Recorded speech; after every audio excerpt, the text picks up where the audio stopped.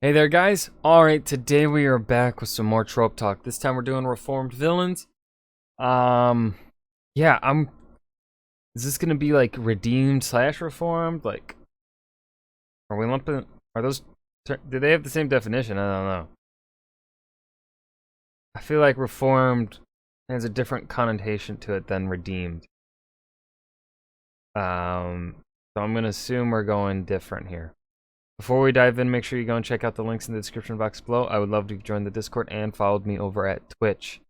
Please watch me at Twitch, or even just tune into the stream and then mute the browser tab, so you don't have to hear me, but you still count as a viewer if you do that. Just a couple clicks helps me out. Could allow me to eventually do this full time. Pretty please. Please, I want this to be my job instead. I don't like my job. Anyways.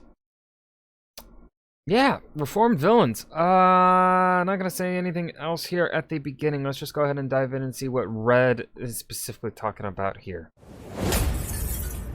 Man, villains are great. I mean, what's not to love? They provide constant conflict, drive the plot, spark at least 3 unnecessary ship wars each, not to mention how gosh darn evil they are. They can be cruel and sadistic if that's your thing, or working towards what they think is a necessary evil, or just a sad, misunderstood puppy dog with a truckload of personal trauma. The possibilities are practically endless. The only requirement that makes a character a villain is that they oppose the hero, although if you want to nitpick, that technically just makes them an antagonist. But yeah, Red that makes them just an antagonist, doesn't make them a villain.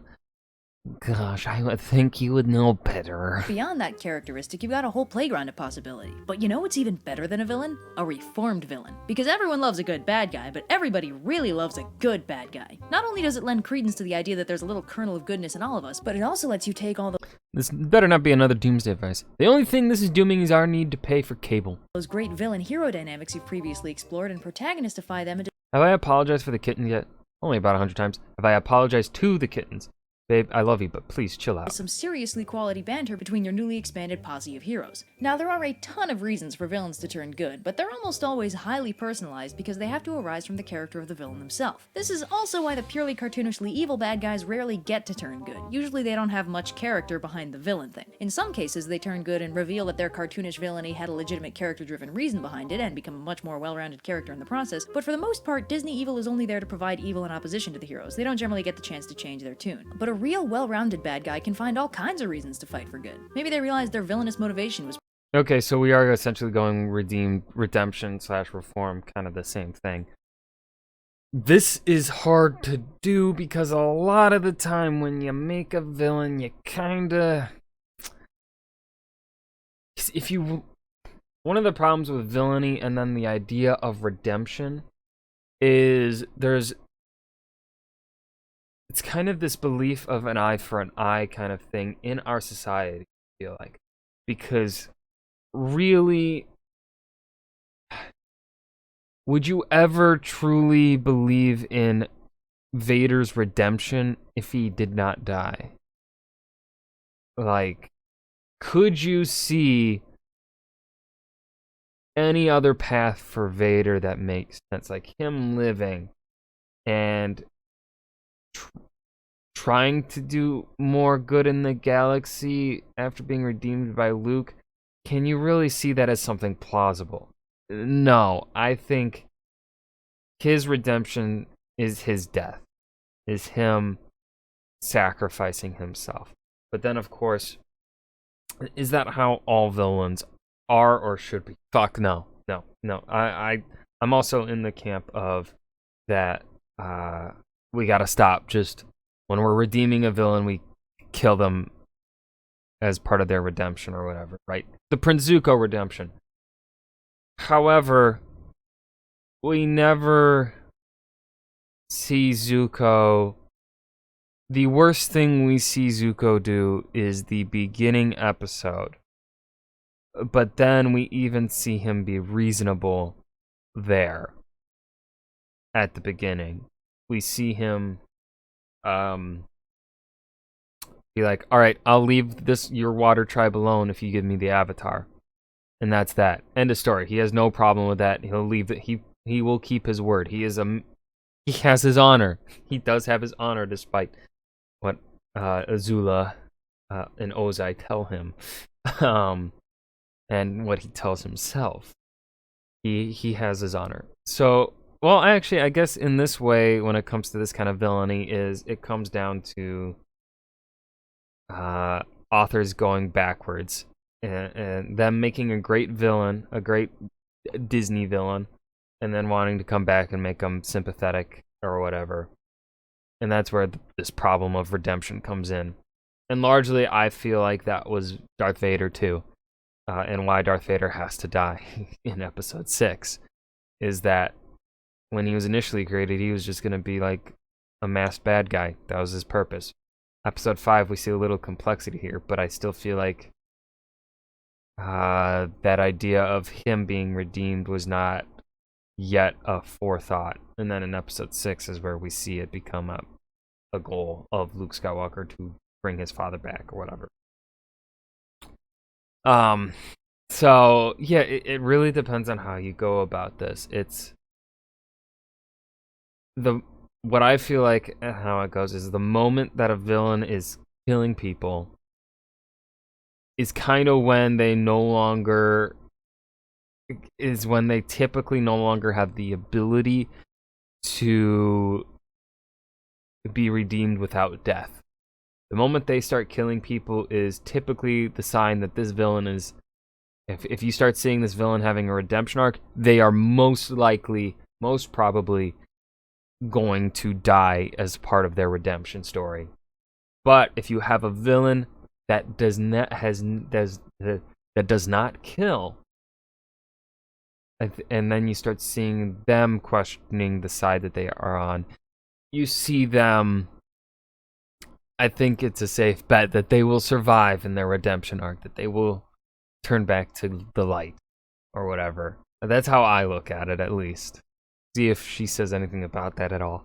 It's pretty lame compared to the heroes. Maybe they had a fundamental change of heart. Maybe they woke up one morning and realized a military uniform that incorporates a skull might not belong to the armies of good. Their mind is your playground, and there are so many possibilities. Because the trick is, you aren't flipping some morality switch and turning a character from bad to good. You're arranging for circumstances in which that character will side with your heroes instead of opposing them. And those circumstances will vary based on the character of the villain, the characters of the hero, and what circumstances drove them to oppose each other in the first place. Maybe your villain's misguided and had been tricked into villain, in which case proof of their boss's malevolence is liable to be enough to shunt them to the side of the heroes. Maybe they're just won over by the power of friendship. Maybe their villainous higher-up treats them bad enough that they have a crisis of morality and side with the good guys just to spite their boss. Or it could be like a million other things. Let's take Prince Zuko from Avatar as a good example of the complexities you A good example? You mean the best example? can dive into. See, Zuko doesn't technically stop being a bad guy until episode 51 of 61. That's when he officially decides to join Team Good Guy, in part because he realizes how screwed up his evil family is, in part because he re-examines his priorities and what exactly he wants out of his life, and in part because Destiny said so. Now, what makes this interesting is we're basically rooting for him to turn good from episode 3 onward, which is when we first start to get a sense of how badly the rest of the Fire Nation treats him. He's been sent out on a fool's errand to capture the Avatar, someone everyone thinks is dead, and when it turns out that he's not dead, the entire rest of the Fire Nation starts doing everything in their power to capture him first. And Zuko's only doing this because he thinks it'll make his father care about him. A father who, mind you, spends his first major on-screen appearance burning half of Zuko's face off. He spends the rest of season 1 running himself ragged trying to dodge the rest of.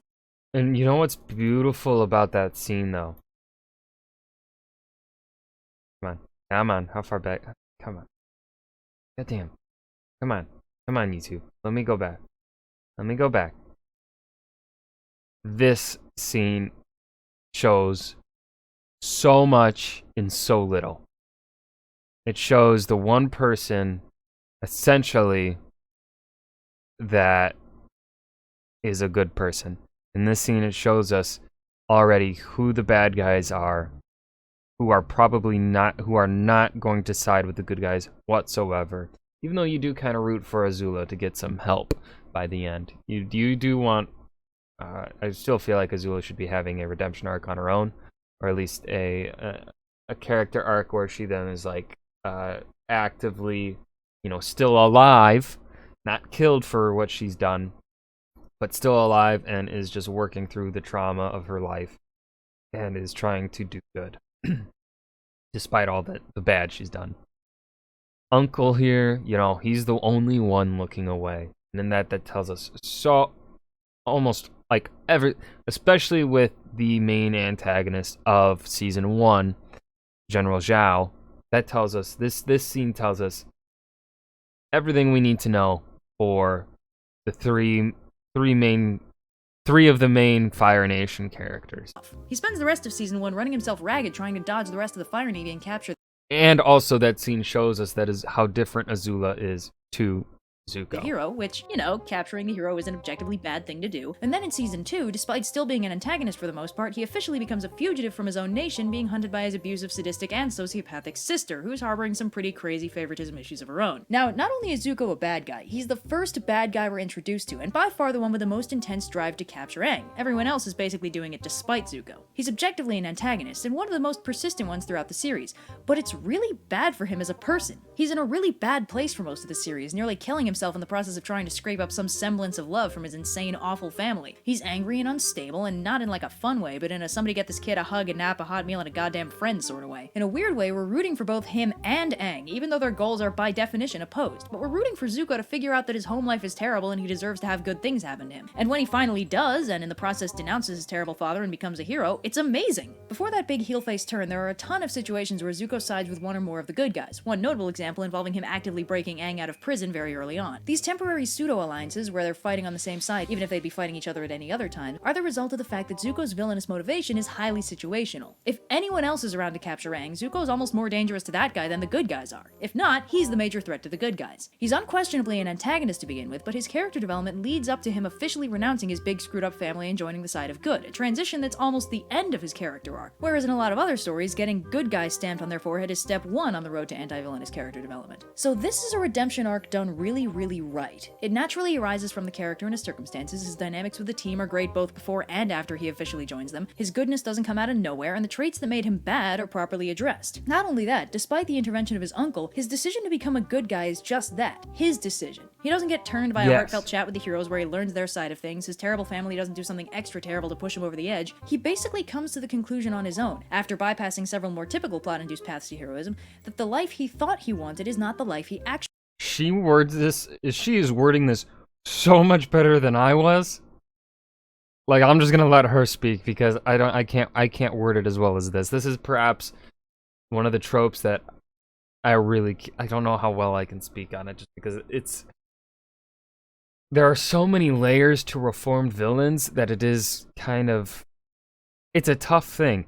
It's why really Zuko's kind of like the only good redemption arc.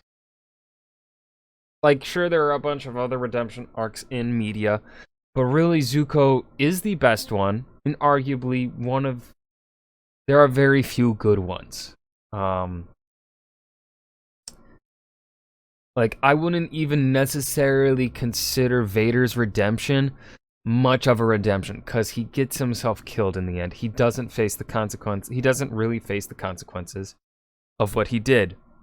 Yeah, of course you can argue that his death was his consequence, but really, was it? He's not truly atoning through death. Death is a cheap way out to redeem a villain, which is why, again, Zuko is the best redemption villain, because he doesn't die, because he lives and he deals with the repercussions firsthand of what he has done. We see that in his in how Katara treats him when he first is trying to join the gang, right? We see that actively, and it's so well done. So, yeah, it's just like, I think it's hard to talk about because it's also this is one of the most difficult tropes to execute well. Because you have to pretty much be specifically laying these groundworks for this villain from the get-go. Because otherwise, if it is not there from the get-go, it is going to be difficult for the reader or the person viewing it to really truly believe in this character's redemption. Because really, if it had been anyone other than Luke, you would not believe Vader's redemption. It is because of Luke that Vader turns. It is not because of Vader himself. It is because of Luke that Vader comes back to the light. Iroh helps guide Zuko down that right path. He is there for them. He is a presence there for him. But he is never going to force Zuko down that path. It is not necessarily because of Iroh that Zuko goes down the redemption path. It is because of Iroh's lessons, Iroh's wisdom, and Iroh's own personal experience of having been that villain towards the Earth Kingdom. His own experiences from war, and then the trauma he received from war, and how he comes to how he, in his own past, realizes that becomes good. It's Iroh's own journey that we kind of, I feel like you get a clue a bit into Zuko's life, or well, what Iroh's past and redemption arc was like through Zuko. That's where you get it. And essentially what Iroh is providing Zuko is, Iroh's providing Zuko with something that Iroh himself did not have. Someone there for him. Someone that's not going to force him down a certain path, that isn't going to try to change him, but is just there to give wisdom and just be there for him. Because ultimately, yeah, it's not... Iroh is one of the many reasons that Zuko changes. Luke, I'm only talking about Star Wars and Avatar: The Last Airbender because these are essentially the best examples that I can come up with off the top of my head and talk in detail about. So I'm not going to be referencing really any other reformed villains from other media, other stories and stuff. Vader changes purely because of Luke. Purely because of Luke. And of course, with the addition of the prequels, you can argue that, and with the comic runs of Vader that Disney and Marvel have been doing, that you can kind of see that he could have reasons to betray Sidious just because he wants to get payback, get revenge. And yeah, kind of, but I feel like that's weak, kind of meh, kind of also a little bit the idea of revenge cheapens that redemption a little bit, but also it makes it more reasonable for who Vader is. They're like adding in a second reason, right? They're trying to make it so it's not where it's kind of visible that it's not just Luke that redeems him. Then again, but also Vader is suffering from Stockholm Syndrome, that kind of thing, blah, blah. Very complex. But I digress. Yeah, the best villains, these reformed villains, are not ones that make the decision because of one character, but they make it because of themselves, because of who they are on the inside, and that they are realizing the bad. They themselves are conscious of it, not because of others, but because of themselves. Yeah. Actually wanted, and that propels him into re-examining his priorities and ultimately joining the good guys on his own. Now, there are about a million other ways to turn your bad guys good, and they basically fall in a sliding scale between all the villain's decision and all someone else's decision. Zuko's on the far end of that spectrum, while more typical cases generally lie somewhere in the middle. The villain might change their mind thanks to a heartfelt conversation with a hero convincing them to join their side, or get tipped over the edge by a villain on their side going really extra villainous, causing them to reevaluate. Dragon Ball Z's Vegeta is a good example of a middle-range transition to heroism. He has a very, very slow journey to the side of good, and it's got almost no moral component to it. The only thing initially motivating him is the constant assault on his pride by the fact that everyone keeps kicking his ass because his character is basically only there to establish how extra scary these new bad guys are. The first arc where he could be considered anything resembling a protagonist is the Frieza arc, which is fairly early on, but that's just an enemy of his enemy desperation move. After that, despite being largely considered a good guy, or at least not explicitly a bad guy by the other good guys, he has a tendency to cause more problems than he solves, all because of his pride. He lets Cell absorb Android 18 and reach perfect form to get a good fight, and therefore directly causes every other problem in that arc, up to and including Goku dying, almost for real this time. In the end, it's his family that anchors him into the side of good for reasons that extend beyond practicality for a change. His long suppressed or ignored love for his son flares up when the kid takes a laser to the chest, and it suddenly occurs to him that he actually doesn't want most of these people dead, except maybe Goku sometimes. After that, with one not-so-minor setback, thanks to the pride thing again, he pretty much slides seamlessly into grumpy, aggressive heroism thanks to the compassion he accidentally developed for the people in his life, which in turn is thanks to the fact that nobody in the DBZ universe bats an eyelash at rooming with someone that spent all of last week trying and or succeeding in murdering them and everyone they love. Favorable circumstances allow him to become a good guy, and despite waffling back and forth a whole bunch, he does eventually bridge the gap on his own, with a pretty dope act of self-sacrifice that, because this is Dragon Ball, obviously isn't permanent. The convenient thing about DBZ is that even if redemption equals death, that usually just means they'll get to be redeemed and alive again in the space of a year at most. Anyway, on the full other side of the spectrum from Zuko, some villains are redeemed entirely through the actions of others, usually because they're evil because they've been gunked up by some kind of pure evil essence and they become good after getting the evil gunk scrubbed off by a friendship laser or something. That's a situation where their actual character has almost no bearing on their morality or lack thereof, so their moral flip-flop has almost no input from them. Also, that mostly shows up in, like, kids' cartoons. Anyway. So alright, we've covered a little bit of how villains can turn good. There's plenty of mechanisms which we've largely categorized by how much introspection the erstwhile villain did before transitioning to the side of good, and how much of their own decision it was. That's all cool. So what happens next? See, in some universes, the heroes brush off attempted murder like it ain't no thing. Doesn't matter if you're still swaddled in anime bandages from the last time you two interacted, if they're ready to be a good guy, that blood loss is suspiciously rusty water under the bridge. But in others, the heroes might reasonably be holding a grudge. Sure, maybe the villain has changed, or maybe they haven't, or maybe it doesn't matter because the last time you fought they punched a hole in your chest and you're still grumpy. These are all fair reactions from your characters. So what do? Well, in some cases, the newly reformed villain doesn't explicitly join the heroes, which helps reduce any lingering grumpiness. They're not trying to join the friend group, they're just tangentially on their side. Conversely, sometimes the reformed villain doesn't want to join the squad, but the squad drags them in anyway. But in a lot of cases, they do want to join the squad, and the squad might not feel the same way. This can be tricky to make feel convincing. The longer they've been a villain, the more bad blood you potentially have between them and the good guys. Maybe they did some really bad stuff, and maybe at least one of the characters really doesn't want to forgive them for that stuff. The more convincingly villainous they were before, the harder it'll be to convince the audience or the heroes that they've changed.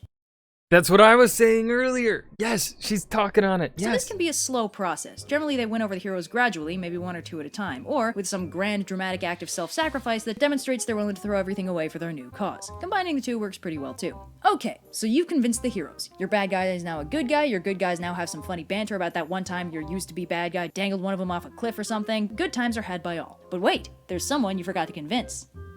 It's your audience. There are a number of ways you can lose your audience by turning your bad guys good. In the simplest cases, they might like the bad guy less now that the bad guy in question is emotionally stable and probably not wearing quite so much black. In some cases, the bad guy may have done some seriously heinous stuff in the past, and while the characters might be willing to forgive and forget, the readers might not be. This is actually a problem I had with the anime Fairy Tail. For those of you deeper in anime circles than I am, you probably know better than I do that Fairy Tail did this thing where I'd say like 90% of the early villains in that show became heroes less than a season later. After like the third time this happened, everyone started being all, oh boy, more bad guys, can't wait to see how Natsu turns them good. And as a result, it almost seemed like the author felt the need to make every season's bad guy way more evil than the previous ones, so no way would we expect them to turn good. Oh, you thought the guy who crucified a teenage girl was bad? Well, these guys murdered their dragon parents, and this lady tortured the protagonist on screen, and this guy invented black magic and uncontrollably kills everything in a 10-yard radius. No way can any of these guys be— ah, damn it. Now this can pull people out of the story a little. If the bad guys don't go anywhere, or if they do go somewhere, but that somewhere is just the ever-expanding roster of tertiary good guys, it can get kinda old and lose its spark.